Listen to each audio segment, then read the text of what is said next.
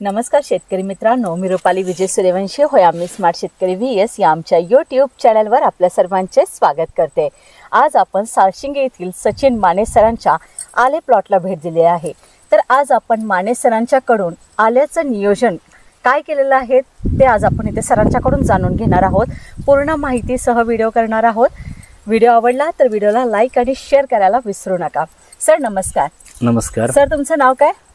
माझं नाव सचिन माने सर, साळशिंगे, तालुका खानापूर, जिल्हा सांगली। सर, तुम्ही आल्याचा प्लॉट कधी केला?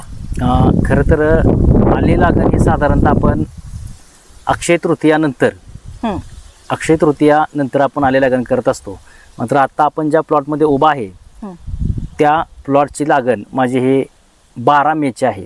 12 मेला मी या प्लॉटची लागण केलेली आहे आणि साधारणतः 1.5 एकर क्षेत्रावरती मी ही लागण केलेली आहे। सर, किती वर्ष झालं तुम्ही आले लागवड करता? खरं तर आता ह्या साळशिंगे गावामध्ये किंवा या भागामध्ये महत्वाचं पीक हे ऊस पीक आहे।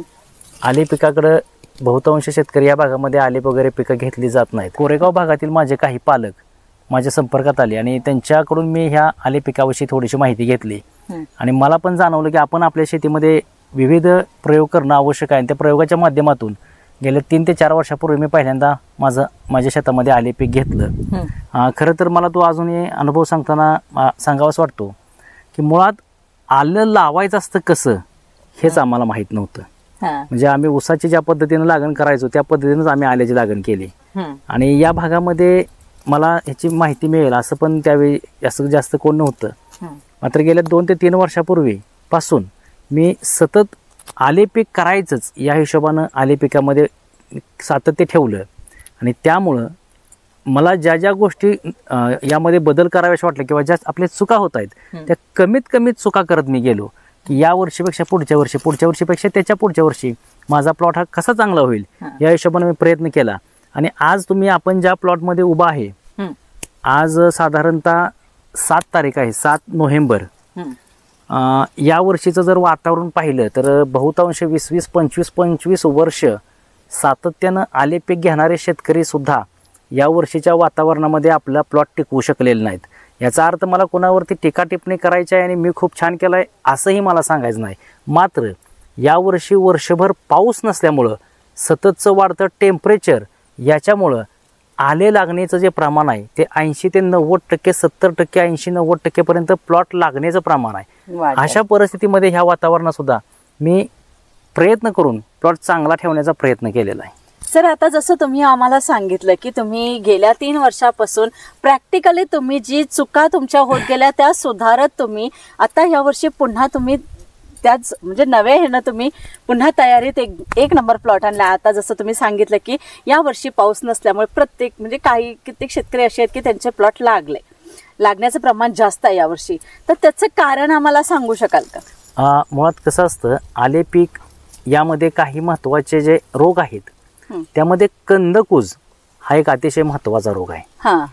कंदकुज हा या पिकाचा महत्वाचा रोग असल्यामुळं त्याच्यावरती आपल्याला प्रॉपरली काम करणं आवश्यक असतं। म्हणजे तो रोग कधी येईल किंवा सांगूनच येईल किंवा येणारच नाही असं काही नसतं आणि मुळात आले हे पीक जमिनीतलं आहे, ते जमिनीच्या आतमध्ये आहे, त्याच्यामुळं त्याच्यावरती जास्त लक्ष देणं आवश्यक असतं। आले पीक लागण्याचा एक बहुतांश ठराविक कार्यकाल असतो की साधारणतः आपण म्हणतो की भाद्रपद महिना आला की त्यामध्ये थोडीशी काळजी घेणं आवश्यक असतं आणि त्या हिशोबानंच आम्ही पण त्या हिशोबानं तयारी केली आणि काळजी घेतली। मुळात हा प्लॉट आज आपण जो पाहतोय त्यामध्ये काळजी घेत असताना सुरुवातीपासूनच म्हणजे आज हा प्लॉटला म्हणजे काळजी घेत असताना सुरुवातीपासूनच याची मशागतीपासून आपण तयारी केली पाहिजे। आज असं असतं की मार्केटमध्ये आल्याचा दर वाढला की लगेच म्हणजे शेतकरी लावण्याचा प्रयत्न करतात किंवा टोमॅटो दर वाढला की लगेच आपण ते पीक घेण्याचा प्रयत्न करत असतो। मात्र असं न करता कोणतंही एखादं प्रॉपरली पीक आपण निवडून, जसं आपण ऊस केला तर त्या ऊसाप्रमाणेच आलं एखादं पीक निवडून तेच पीक सातत्यानं करणं आवश्यक असतं। त्यावेळी आपल्याला त्यातील आपल्या कमतरता उणिवा जाणवत असतात आणि त्यामध्ये आपण स्वतः प्रयत्न करून पुढे जात असतो। आता हे पीक करण्यापूर्वी ह्याच्यामध्ये महत्त्वाचं जमिनीची निवड करणे आज जे महत्वाचे शेतकरी आले पीक करत असतात ते आज आले करायचं आणि उद्या 2 दिवसामध्ये ह्या प्रोसेस होऊ शकत नाहीत। त्याच्यामध्ये जमिनीची निवड करणे, जमिनीची प्रॉपरली मशागत करणे, ह्या खूप महत्त्वाच्या गोष्टी असतात. आता या प्लॉटमध्ये आपण उभा आहे, याच्यामध्ये मी साधारणतः 2 वेळा याची उभी आणि आडवी नांगरट केलेली आहे. उन्हाळ्यामध्ये खूप छान पद्धतीने रान तापून दिलेलं आहे. आणि त्यानंतर त्याच्या आधी काय केलं होतं का तुम्ही? हा, याच्या आधी बरोबर आहे. खूप चांगला प्रश्न विचारला तुम्ही, की त्याच्या अगोदर यामध्ये मी हरभऱ्याचं पीक घेतलं होतं. हरभऱ्याचं पीक घेतलं होतं कारण हरभऱ्याचं पीक हे आले पिकासाठी पोषक असतं. आले पिकाला म्हणण्यापेक्षा हरभऱ्याचा बेवड हा बहुतांश सर्वच पिकासाठी अतिशय चांगला असतो. हरभऱ्याचा बेवड होता हा. त्यानंतर मी त्याची मशागत केली. म्हणजे सर, जसं आता तुम्ही म्हटला की आपण लगेच दर वाढला म्हणून आपण लगेच उठला की लगेच त्याच्यासाठी प्लॉट तयार करू शकत आहे किंवा होऊ शकत नाहीये, तर त्याच्या आधीच आपली तयारी असणं खूप गरजेचं असतंय. तर आता तुम्ही आले लागवड करायची म्हटलं, तर त्याच्या आधी तुम्ही काय तयारी केली? छान. आता महत्वाचा मुद्दा लक्षात घ्या की आता मला या वर्षी अजून एखादा एकर आलं लावायचं आहे. त्यासाठी सगळ्यात महत्वाचा मुद्दा असतो तो म्हणजे जमिनीची मशागत करणे. तो मुद्दा झाला. आणि त्याचबरोबर असं बियाणाची निवड करणे. आल्यामध्ये बियाणं निवडणं हे खूप महत्त्वाचं आहे. मी 4 वर्षापासून जरी करत असलो तरी सुद्धा मी याच्यामध्ये खूपच मला समजतं अशातला विषय नाही. कारण बियाणं निवडताना सुद्धा खूप काळजी घ्यावी लागते. आणि महत्त्वाचा मुद्दा, आले पिकाचं बियाणं तुम्हाला कसं मिळतंय, म्हणजे आर्थिक नियोजन बघायचं असेल आल्याचं, तर त्या आल्याच्या दरावरती ते राहत असते. ज्या वर्षी आल्याच्या बियाणाला दर जास्त असतो त्या वर्षी तुमचा होणारा त्याच्यावरती भांडवली खर्च सुद्धा जास्त होत असतो. ज्या वर्षी बियाणं कमी असतं त्याच्यासाठी शेतकऱ्यांना मी एक सजेशन देऊ शकतो की ज्यांना आले पीक करायचं आहे त्यांनी ज्या कालावधीमध्ये बियाणाचे दर कमी असतात त्या कालावधीमध्ये 5, 10, 15 गुंठ्याचा प्लॉट तयार करून आपण त्यामध्ये बियाणं स्वतः तयार करायला हवं. मग त्याच्यामध्ये त्याचा जास्तीत जास्त पद्धतीने इफेक्ट होऊ शकतो. आणि दुसरा मुद्दा, नवीन शेतकरी ज्यावेळी आलं करत असतो त्यावेळी लगेच पहिल्या दुसऱ्या वर्षी त्याला खूप मोठं यश मिळतं असं होऊ शकत नाही. लक्षात घ्या. थोडंसं आपण थोडंसं त्याच्यावरती माहिती घेऊन त्याच्यावरती काम करून त्याच्यामध्ये काय केलं पाहिजे हे ज्यावेळी कळते 2-3 वर्षांनी त्याच्यामध्ये त्या सुधारणा होत जातात.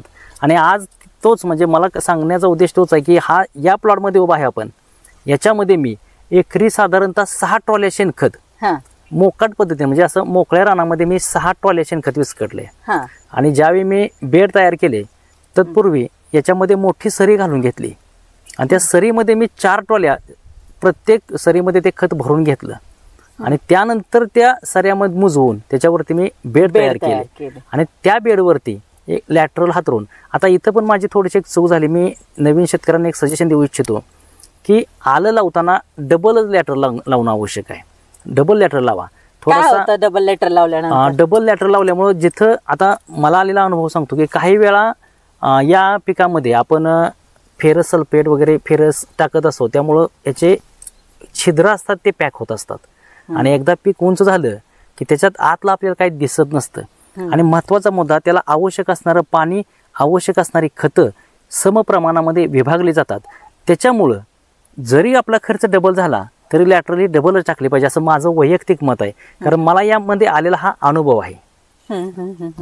सर, खरंच खूप छान असं तुम्ही शेतकऱ्यांना खूप छान माहिती देताय सर, की अशा पद्धतीने खरंच म्हणजे जसं तुम्ही सांगितलं की शेतकऱ्यांनी कुठेही बाहेर बियाणं न शोधता स्वतः आपल्या प्लॉटमध्ये जर तयार केलं ती खर्चही आपला वाचणार आहे. आणि चांगलं निरोगी बियाणं जे आपण शोधतो ते बियाणं आपण स्वतः घरी तयार करणार आहे. ह्याही गोष्टी होणार आहेत. आणि डबल लेटरचं सांगितलं ते सुद्धा चांगलं फायदेशीर आहे. जसं की सरांनी पहिल्यांदा माहिती घेतली, काही पालकांकडून त्यांना माहिती मिळाली म्हणून त्यांनी आले प्लॉट घेतला, तरी सुद्धा प्रॅक्टिकली ज्या वेळेला आपण मैदानात उतरतो त्यावेळेला मात्र एक एक गोष्टी आपल्या लक्षात यायला लागतात. कारण का जी सांगण्यातून येत नाहीत, काही गोष्टी राहून जातात, त्यावेळेला आपण ज्या वेळेला मैदानात उतरतो त्यावेळेला आपल्या लक्षात येतं की काय काय त्रुट्या राहत आहेत, आपल्याकडून काय चुका होत आहेत. त्या चुका सुधारत आज सर इथे खूप छान असा प्लॉट आणलेला आहे. यावर्षी आपल्याला चांगले प्लॉट ठराविकच अगदी मोजकेच प्लॉट बघायला मिळतात. त्यात इथे सरांचा, आपल्याला माने सरांचा प्लॉट इथे आपल्याला पाहायला मिळतोय की चांगला प्लॉट आहे. तर ते नियोजन त्यांचं यासाठी झालं की काही चुका सुधारत लगेच कोणी शेतकरी शाणा होत नाहीये किंवा लगेच कोणी पाण्यात उडी टाकली की लगेच कोणाला पोहायला येत नाही, तशा पद्धतीने आहे. यामध्ये अभ्यास तेवढा करावा लागतो जसं सरांनी सांगितलं. आणि आपला खर्च, आपला वेळ सगळ्यात महत्त्वाचा आहे. पण सरांना इथं जॉब करत असून सुद्धा त्यांना वेळ देता येत नाही. यांचं नियोजन सर तुम्ही आता ते तुमच्या शब्दातच सांगा. मी सांगण्यापेक्षा असं होईल की मी आधीच पूर्वच तयार केले. सर तुम्ही जॉब करता, मग तुम्ही पाण्याचं नियोजन, तुम्ही खताचं नियोजन कशा पद्धतीने करता मग तुमच्या प्लॉटला? खरं तर आपण खूप छान प्रश्न विचारला. मी आले पिकाची अनेक ठिकाणी माहिती घेत असतो. म्हणजे आता आपल्याकडे मीडियाच्या माध्यमातून वगैरे अनेक व्हिडिओ आपल्याला बघायला मिळतात. या पिकाला मी आठवड्यातून फक्त 2 वेळा पाणी देतो. म्हणजे अनेकांना आश्चर्य वाटेल की हे कसं शक्य आहे, मात्र मी आठवड्यातून फक्त 2 वेळा पाणी देतो. रविवारी मी थोडं जास्त पाणी देतो, म्हणजे 4, 5, 6 तास पाणी मी रविवारी सोडतो आणि त्यानंतर गुरुवारी मी 2 ते 3 तास पाणी सोडतो. म्हणजे आठवड्यातून फक्त मी 2 तासच ह्या पिकाला आतापर्यंत पाणी, मला ते शक्यच होत नाही. म्हणजे रोज पाणी सोडणं किंवा रोज प्लॉटवर येणं मला शक्य होत नाही. हा माझा महत्त्वाचा मुद्दा. आणि अजून एक मुद्दा की अनेक लोकांचं मी पाहिलं की 4 दिवसाला फवारणी, 8 दिवसाला फवारणी घेते असतील, घ्याव्या लागतही असतील, मात्र मी एवढ्या फवारणी सुद्धा घेतलेल्या नाहीत.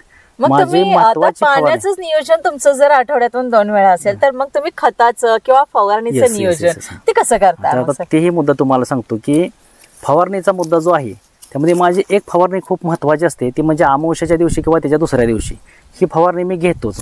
म्हणजे महिन्यातून माझी एक फवारणी ही फिक्स ठरलेलीच असते. मात्र दुसरी फवारणी त्यामध्ये मी टॉनिक आणि आवश्यक बाबी असतील त्या पिकाला जे आता घटक आवश्यक आहेत त्याच्यावरती आधारित मी दुसरी फवारणी घेतो. म्हणजे साधारणतः मी आत्ता ह्या 7 ते 8 किंवा 9 याच्या पुढे ह्या वावराला आतापर्यंत फवारणी घेतलेल्या नाहीत.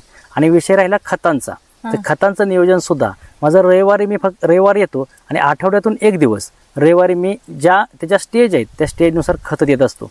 आता आल्या पिकामध्ये मी माझ्या अनुभवानं एक सांगतो तुम्हाला की त्याच्यामध्ये साधारणतः 3 स्टेज येतात. यामध्ये पहिली स्टेज असते ती 1 दिवसापासून म्हणजे लागणीपासून साधारणतः 35 ते 40 दिवसापर्यंत त्याला उगवण क्षमता असते. त्या 40 दिवसापर्यंत आपण त्याच्यावरती तू काम करू शकतो. 40 दिवसाच्या पुढे साधारणतः 120 दिवसापर्यंत आले पिकामध्ये फुटवे काढणे, फुटव्यावरती काम करावं लागतं. आणि 120 दिवसाच्या पुढं ते साधारणतः 200-250 ते त्या कालावधीपर्यंत आपली त्याची फुगवण क्षमता असते, त्याच्यावरती आपल्याला काम करावं लागतं. असे एक ठराविक स्टेज आहेत. त्या स्टेजवरती त्या पद्धतीनं थोडंसं नियोजन केलं की हे पीक खूप अवघड आहे असं मला तरी वैयक्तिक वाटत नाही. कारण मी आता 3-4 वर्ष करतो या, मला सुरुवातीला या पिकामध्ये यश आलं नव्हतं. कारण मी ह्याचं म्हणजे मला प्रॉपर नॉलेज नव्हतं.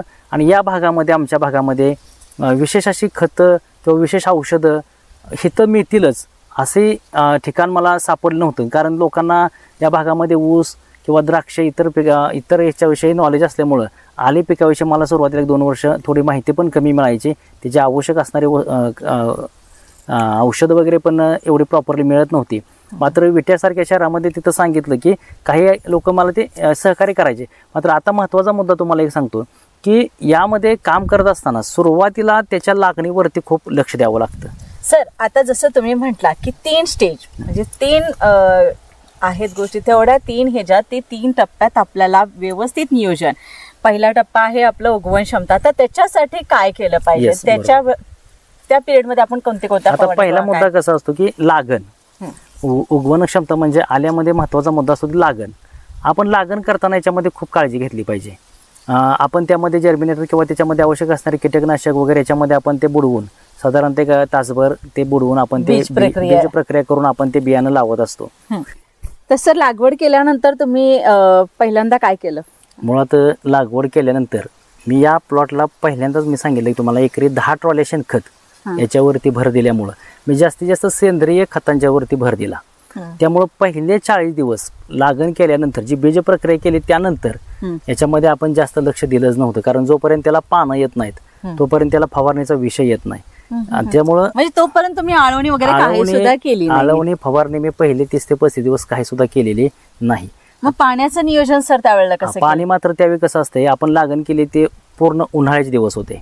दिवसाचं टेम्परेचर साधारण 40, 42, 45 पर्यंत असतं. त्यामुळे त्यावेळी सुद्धा आपल्याला पाणी रोज जेणेकरून बेड ओले राहतील याची काळजी घ्यावी लागते. पाणी त्याला रोज संध्याकाळी, उन्हाळ्यामध्ये पाणी द्यायचं नाही त्याला, सकाळी किंवा संध्याकाळी या 2 स्टेजमध्ये आपण त्याला पाणी देत होतो. आणि रोज पाणी त्याला त्यावेळी द्यायला लागायचं उन्हाळ्याच्या काळात डेली. मग सर तुम्ही काही सुद्धा नाही केलं, आळवणी नाहीये, काय नाही, तरी सुद्धा एवढा जबरदस्त प्लॉट आहे. मग तुम्ही पानं ज्यावेळेला आता तुम्ही म्हटलंय पानं फुटून आल्यानंतर तुम्ही खत वगैरे सुरू केली, मग काय केलं तुम्ही पहिल्यांदा? बरोबर. महत्वाची दुसरी स्टेज सुरू झाली त्यावेळी, कारण ज्यावेळी उगवण क्षमता चांगली होते त्यानंतर त्याची दुसरी स्टेज म्हणजे त्याचा फुटवा होणे आणि त्याच्यावरती आपल्याला प्रॉपरली काम करायचं असतं. आणि तिथून पुढं मी खताचं आणि औषधांचं नियोजन ठेवलं. आता पहिला मुद्दा, फुटवा येण्यासाठी जे आवश्यक असतात त्यामध्ये 1261 असेल, 1919 असेल, याच्या ठिबकच्या माध्यमातून आपण आठवड्याला सोडत गेलो. त्याचबरोबर मायक्रोन्यूट्रिएंट्स असतील, 1261 असेल, हे सगळे आपण त्या स्प्रेच्या माध्यमातून जास्तीत जास्त प्रमाणामध्ये 15 दिवसाला किंवा महिन्यातून असं त्याचे स्प्रे घेत गेलो आणि कंटिन्यू करत गेलो. ते 15 दिवसाच्या अंतरानं किंवा आपण कीटकनाशक आणि फंगीसाईड आणि त्याचबरोबर करप्यासाठी जे आवश्यक औषधं असतात त्याचा एक डोस, आणि त्याच्याबरोबर महत्त्वाचा डोस म्हणजे दुसरा डोस म्हणजे त्याच्यासाठी आवश्यक असणारे मायक्रोन्यूट्रिएंट्स 1261 असेल किंवा जे लिक्विड खतं आहेत अशा ह्या हिशोबानं दुसरा डोस असे आपण कंटिन्यू करत गेलो. ते तुमचं झालं. त्याच्यानंतर सर तुम्ही काय नियोजन केलं? आता त्यानंतरचा विषय की फुटवे मला आवश्यक, म्हणजे आता सध्याचा प्लॉट पाहता खूप छान पद्धतीनं प्लॉटला फुटवा आहे. आणि त्यानंतरचा आता पुढचा जो भाग आहे, आता सध्या साधारणतः 120, आता हा प्लॉट जो आपण उभा आहे तो साधारणतः 171-172 दिवसांचा प्लॉट आहे. आता सध्या याच्यावरती मला फुगवण्यासाठी काम करायचं आहे. आता मला ह्याची पानं हिरवी होऊ शकत नाहीत, ह्याचं वय झालं आता. आता तुम्हाला ही पानं तुम्हाला पिवळी दिसतात.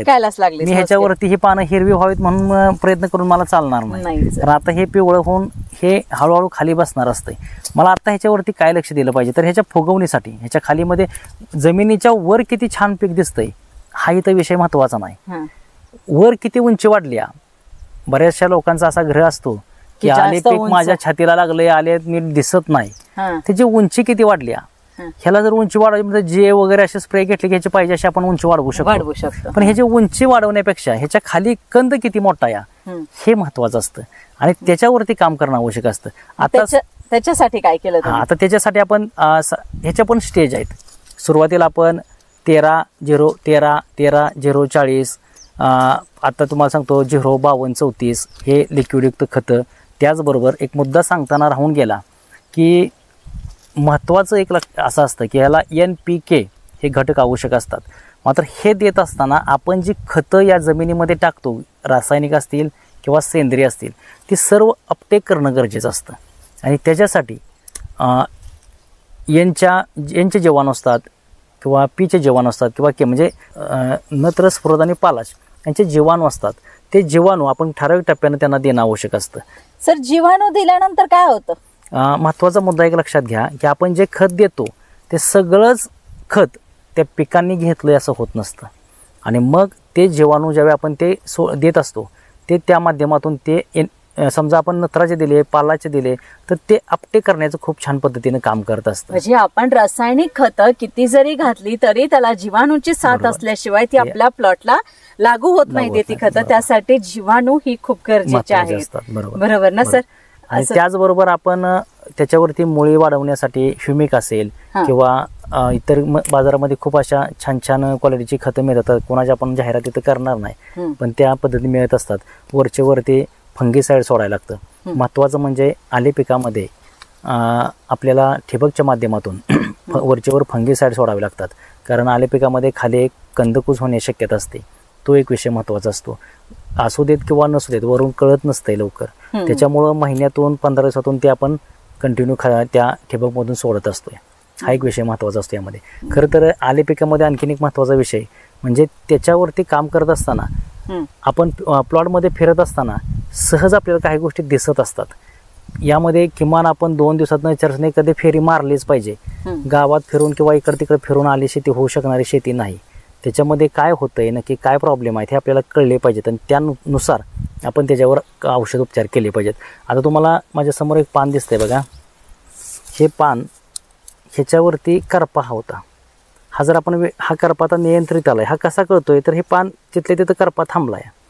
हे त्यावेळी आपल्या लक्षात आलं पाहिजे, त्याच्यावर त्याचा स्प्रे झाला पाहिजे आणि मग हा रोग कंट्रोलमध्ये येऊन मग त्याला आता पुन्हा बघा अशा पुढे चांगले चांगले शेंडे येत असतात. म्हणजे ह्याची चांगली वाढ झाली. म्हणजे त्याच्यासाठी कोणती फवारणी केली तुम्ही करप्यासाठी? आता करप्यासाठी कसं आहे की खतं देत असताना किंवा औषध देत असताना सुरुवातीला कोणती स्ट्रॉंग औषधं खतं द्यायची नसतात, त्याच्या स्टेप असतात.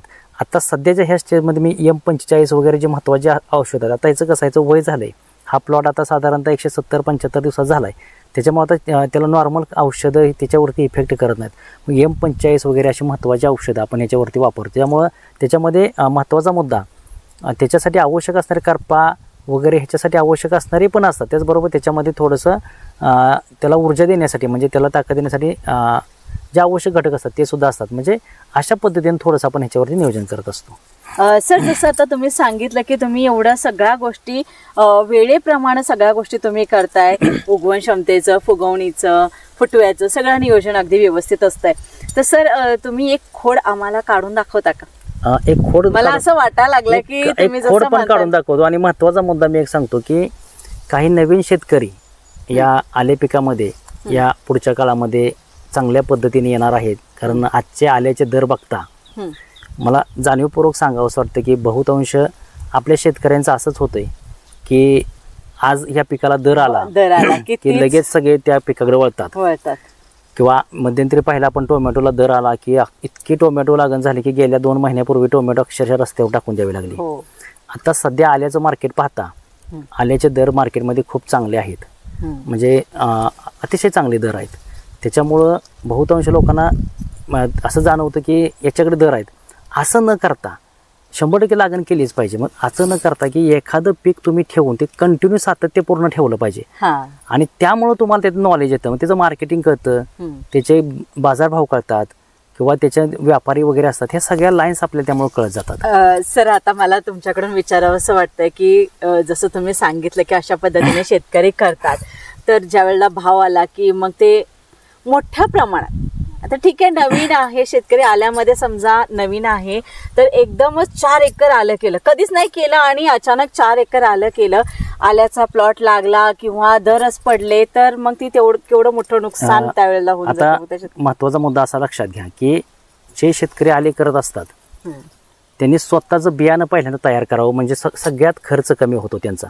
आता माझा जो प्लॉट आहे तुमच्या समोर ह्याच्यासाठी मी गेल्या वर्षी सुद्धा आल्याचे दर जास्त होते.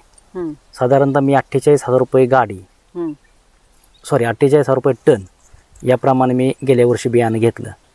आत्ताच बियाणाचं दर यावर्षी खूप जास्त असणार आहेत. जर आत्ता हे जर बियाणं माझ्याकडे नसेल, एक उदाहरण म्हणून तुम्हाला सांगतो, आणि जर तुम्हाला 4 एकर लागण करायची असेल तर साधारणतः एक टन ते 1200 किलो एकरी बियाणं धरलं तरी 5 टन 12×48 5 टन तुम्हाला बियाणं लागणार. आजच्या बाजारभावानुसार विचार केला तर 5 लाख रुपये तुम्हाला बियाणाचा खर्च येणार.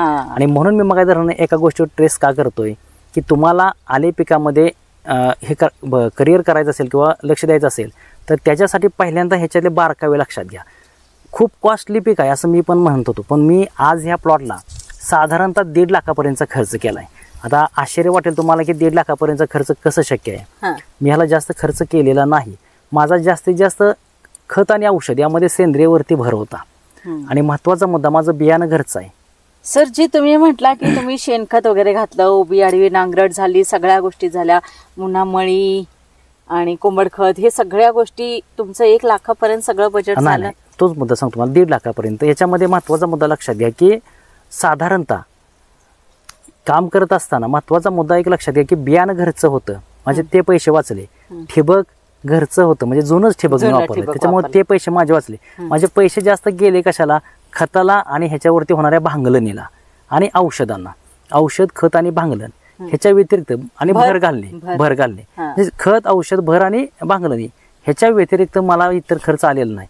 आणि महत्वाचा मुद्दा, हे जर मला विकत घ्यायचं असतं तर हे आता माझे 3, 3.5, 3.5 लाखापर्यंत माझा एकरी 3 लाखापर्यंत 4 लाखापर्यंत खर्च झाला असता. सर तुम्ही याला भरे किती केले? आतापर्यंत मी ह्याला 2 भरे केलेत. साधारणतः ह्याच्या भरीचं एक थोडक्या कॅल्क्युलेशन मी तुम्हाला सांगतो. लागण केल्यानंतर साधारणतः 50, 55 ते 60 दिवसापर्यंत ह्याची पहिली भर झाली पाहिजे. आणि दुसरी भर हे साधारणतः 65 दिवसापासून ते 75, 70 ते 80 दिवसापर्यंत किंवा 80 दिवसापर्यंत 2 भर ह्याच्या झाल्याच पाहिजेत. आता ज्यांना खोडवा ठेवायचा असतो किंवा पुढचं कंटिन्यू करायचं असतं त्यांनी तिसरी भर सुद्धा घालायची असते. म्हणजे मी साधारणतः 2 भरी आतापर्यंत घातलेल्या आहेत अशा हिशोबाने. सर मग पहिल्या भरीला तुम्ही कोणती खतं वगैरे घातली? आता यामध्ये बघा की पहिल्या भरीमध्ये सुद्धा मी महत्वाचा मुद्दा की कडू पेंडचा वापर केला. साधारणतः यामध्ये मी साधारणतः 400, 450, 500 किलोच्या आसपास कडू पेंड वापरले होते. त्याचबरोबर मी DAP वापरलं होतं, 20-20-0-13 वापरलं होतं, ह्युमिक वापरलं होतं, मायक्रोन्युट्रिएंटची एक बॅग वापरली होती. अशा पद्धतीनं सगळं खतं एकत्र केली आणि ते खतं मी त्या दोन्ही ओळींच्या मध्ये ते असं विस्कटत गेलो आणि त्यामुळं दुसऱ्या भरीच्या वेळी पण मी हीच खतं घेतली होती आणि या पद्धतीने मी त्यांची ती खतं जागेवर मोजून गेली माझी ती. सर, जसं आता आपण बघतो की अलीकडच्या ह्याच्यात आपल्याला मोबाईलवरती, यूट्यूब चॅनल्सवरती आपल्याला घर बसल्या आपल्याला विविध प्रकारच्या माहिती आपल्याला घर बसल्या मिळते त्या शेतकऱ्याकडे न पोहोचता. तर आता जी आपल्या चॅनलच्या माध्यमातून, होय आम्ही स्मार्ट शेतकरी या यूट्यूब चॅनलच्या माध्यमातून तुमची आज मुलाखत झाली, तर तुम्ही खूप छान माहिती दिली. इतर शेतकऱ्यांना वाटणार की हा भविष्यात आता अजून भाव मिळणार आहे म्हटल्यानंतर शेतकरी पुन्हा नव्याने तयार होतील, तर त्यांना तुम्ही काय संदेश द्याल? महत्त्वाचा एक मुद्दा मी या ठिकाणी सांगू इच्छेन की शेतीमालाचे भाव हे निश्चित नसतात. आता सध्या भाव आहेत, हे भविष्यात राहतीलच असं आपण सांगणं म्हणजे खूप धोक्याची घंटा होईल. शेतीमालाचे कुठलेही भाव निश्चित नसतात, हा महत्त्वाचा मुद्दा. आणि मी तरुण शेतकरी, खरं तर भविष्यामध्ये शेतीला खरंच खूप चांगले दिवस येणार आहेत पुन्हा एकदा. कारण आज शेती पाहिली तर शेती करण्याचं कुणाच्याही मनात आता शेती करण्याविषयी म्हणजे असं राहिलेलं नाही. खरं तर मी एक गोष्ट सांगेन की आपण कोणतंही काम करत असताना त्यामध्ये 100% दिलं पाहिजे. कुठलाही युवा शेतकरी यामध्ये येत असेल की त्यामध्ये तुम्ही तुमचं 100% योगदान दिलं पाहिजे. आज ही शेती, ह्याचा मी एक CEO आहे आणि म्हणूनच मी ह्याच्यावरती काम केलं पाहिजे. तुम्ही प्रॉपर एखादी कंपनी काढलेली आहेत आणि त्याचे तुम्ही मालक आहात, या हिशोबानंच तुम्ही काम केलं पाहिजे. आज आपण काम करत असताना पाहतो की भरमसाठ खर्च केला जातो, त्याचे लिखाण वगैरे काय ठेवले जात नाहीत, पैसे घालवले किती आणि आले किती ह्याचा कुठं ताळमेळ ठेवला जात नाही. प्रत्येक पॉईंट टू पॉईंट जर आपण त्याच्यावरती लक्ष दिलं तर शेती ही खूप अतिशय फायद्याची शेती आहे. आज आपण पाहत असाल की करोडो रुपये लोकांनी शेतीमध्ये कमवलेले आहेत. अशी खूप मोजकी उदाहरणं आहेत, तरीसुद्धा ते करू शकतात, मग आपण का करू शकत नाही? कारण त्यांच्या पाठीमागची पार्श्वभूमी पहा की खूप जुने शेतकरी आहेत, खूप वर्ष त्यांनी त्यावरती काम केलेलं आहे. अनेक वेळा असं होतं की नवीन शेतकरी एखाद्या पिकाकडे येतात आणि कळत न कळत त्यांच्या दुर्दैवाने त्यामध्ये त्यांना अपयश येतं आणि ते अपयशाचं जास्त भांडवल केलं जातं. माझ्या बाबतीतसुद्धा मी सांगू शकेन की मी अनेक शेतीमध्ये प्रयोग केले, मला प्रत्येक प्रयोगामध्ये यश आलं असं काही नाही. अनेक वेळा मला त्यामध्ये अपयश आलं. मात्र मी एक गोष्ट मनाशी ठरवल्या की आपल्याकडं ज्या पद्धतीनं की ह्याला पैसे मिळाले म्हणून त्यानं दुसरं पीक करायचं, त्याला पैसे मिळाले म्हणून त्याने पीक करायचं, असं न करता नवीन शेतकऱ्यांनी प्रॉपर 1-2 पिकं कुठली असतील ती फिक्स 1-2 पिकं करायची आणि त्याच पिकावरती प्रॉपरली काम करायचं. आज मी उदाहरण म्हणून तुम्हाला सांगतो, गेल्या 3 वर्षापासून मी आली शेती करतोय. पहिल्या वर्षी मी लॉस होतो, दुसऱ्या दिवशी सुद्धा मला म्हणावे असे पैसे मिळाले नाहीत आणि तिसऱ्या वर्षीचं पीक माझ्या वावरात आहे. पण मी पुन्हा तेच का करतोय? पहिल्या वर्षी झालेल्या चुका माझ्या लक्षात आल्या, दुसऱ्या वर्षी मी ती कमी केल्या, दुसऱ्या वर्षी माझं पीक चांगलं आलं. ते लक्षात का आलं सर? जसं तुम्ही सांगितलं की प्रत्येक शेतकऱ्यांना त्याची नोंद ठेवली पाहिजे की आपण बियाणं, खर्च, सगळ्या गोष्टी आपण लिहून ठेवल्या पाहिजेत. दुसऱ्या वर्षी आपण त्याच्यात काय कमी करू शकतोय, कुठे आपले पैसे आपण वाचवू शकतोय ह्याच्याकडे लक्ष दिलं पाहिजे. पुन्हा तिसऱ्या वर्षी आपण त्याच्यापेक्षा जास्त प्रगती करणार आहे, असं स्टेप बाय स्टेप आपण प्रगती करत जाऊ शकतो. पण त्याच्यासाठी सातत्य असणं खूप गरजेचं आहे. सातत्य असेल तर आपल्याला भाव मिळू शकतो, आपला खर्च कमी होऊ शकतो आणि त्यात असलेलं नॉलेज आपल्याला, अनुभव आपल्याला त्या पिकातला चांगला येऊ शकतो. जसं आपण म्हणतो ना की त्या पिकातला एका बांधाव जरी फिरलं ना तर पटकन पीक बघितलं की लक्षात आलं पाहिजे की ह्याला आता कोणती फवारणी दिली पाहिजे, असं असली आपली नजर बसणार आहे त्याच्यावरती. असंच आपण जर केलं नियोजन तर नक्कीच फायदेशीर ठरणार आहे. आणि जसं आपण म्हणतो की भाव ही काय ठरलेला नसतो, पण एक वर्ष असा भाव देऊन जातं ना ते पीक की आपलं मागचे 10 वर्ष सगळी भरून काढतं. जमिनीची किंमत मिळते. हा, जमिनीची किंमत मिळते तिथं. मग अशा पद्धतीने केलं पाहिजे. पण करत असताना नवीन जर असाल तर कधीही मोठ्या प्रमाणात कुठलंही क्षेत्र करू नका, थोड्या प्रमाणातच सुरुवात करून पाहावी, तरच आपण म्हणजे छोट्या पायऱ्या, एक पायरी चढतच आपण गेलं पाहिजे. असं नाही की 1 एकर लावलं किंवा 2 एकर लावलं, 4 एकर लावलं आहे भांडवल म्हणून लावून टाकलं. आता अलीकडे युवा शेतकरी जास्त आता शेतीकडे आपल्याला वळताना दिसते.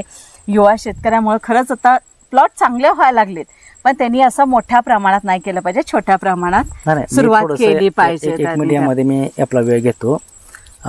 जे 10 एकर, 15 एकर, 20 एकर करतायत त्यांची तशी कॅपॅसिटी पण असते. त्यांचं त्या पाठीमागची पार्श्वभूमी पण तशी असते. सोर्स असतो जो नवीन शेतकरी यामध्ये येणार असतो की ज्याचे नवीन, आता मी यामध्ये नवीन शेतकरी आहे किंवा मला यातलं प्रॉपर नॉलेज नव्हतं, असे जे नवीन शेतकरी येत आहेत त्यांनी पहिले 1-2 वर्ष यामधलं नॉलेज घेणं आवश्यक आहे. जे खरंच ते नॉलेज घेण्यासाठी छोट्या प्रमाणापासून, म्हणजे एक मी म्हणते लय मोठं क्षेत्र असेल तर तुम्ही 1 एकरापासून करा, बरोबर, छोटा असेल तर तुम्ही 10 गुंठ्यापासून करा, पण तिथून अनुभव घेतच आपण पुढे सरकलं पाहिजे. यामध्ये महत्वाचं एक लक्षात घ्या की आले पीक हे एक 4 ते 5 वर्षातून एकदा त्याला दर येतोच. हे त्याचं एक साधं सोपं गणित आहे. मग 4 ते 5 वर्षातनं कधी दर येईल हे सांगून नसतं. त्याच्यामुळे मी तुम्हाला मगाच्यापासून एकच विषय सांगतो की कोणत्याही पिकामध्ये सातत्य ठेवा. शेतकऱ्यांचं काय होतंय की या वर्षी दर आला म्हणून पुढल्या वर्षी सगळेच करतात आणि तिथं गणित फसतं. आणि हे गणित न फसता सतत करा. 5 वर्षामध्ये तुम्हाला 1-2 वर्षामध्ये दर पैसे मिळून जाणार आहेत. आज 2-3 वर्ष मी स्वतः लॉस झालो, पण मी चिकाटी सोडली नाही. मला माहिती होतं की आता ह्यातून मला काहीतरी मी करणार आहे आणि त्याच्यामुळे मी करत गेलो. असं प्रत्येकानं थोडं एक पीक निश्चित ठेवलं आणि त्याच्यावरती प्रॉपरली काम केलं तर याच्यामध्ये जास्त काही टेन्शनचा विषय येत नाही. जरी तुम्हाला लॉस झाला तरी तुम्ही एखाद्या फायद्यातनं तो सगळा लॉस भरून काढून सुद्धा तुम्ही ते चांगल्या पद्धतीने करू शकता. खरंच सरांनी आज इथे आपल्याला खूप छान मार्गदर्शन केलंय आणि खूप छान माहिती दिली त्यांनी की आल्याच्या प्लॉटमध्ये आपण कशा पद्धतीने काम केलं पाहिजे तर नक्की आपण यशस्वी होऊ शकतो. सर आपले मनापासून धन्यवाद. तुम्ही खूप छान माहिती दिल्याबद्दल आणि आपल्या सर्वांचेही मनापासून धन्यवाद. शेवटपर्यंत व्हिडिओ पाहिल्याबद्दल. आजचा व्हिडिओ आमचा कसा वाटला हे आम्हाला कमेंटद्वारे नक्की कळवा. धन्यवाद.